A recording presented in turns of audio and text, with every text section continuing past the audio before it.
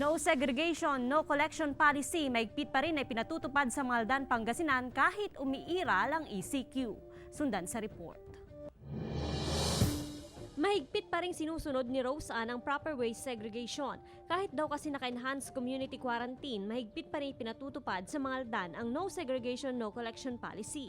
Para madaling kolektahin yung basura, tapos yung mga lata, mga plastic, pwede rin may benta pa. Tuloy-tuloy ang pangongolekta ng basura sa Barangay Gilig kada linggo. 200 pesos ang buwanang bayad ng mga residente na sinisingil ng barangay.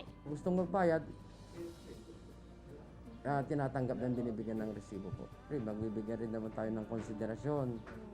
Kasi hindi naman pwedeng hindi namin bayaran yung basura doon sa kasi nakaano rin yun nakalista rin sa barangay yun. Ang garbage fee, ginagamit ng barangay sa mga nangongolekta ng basura.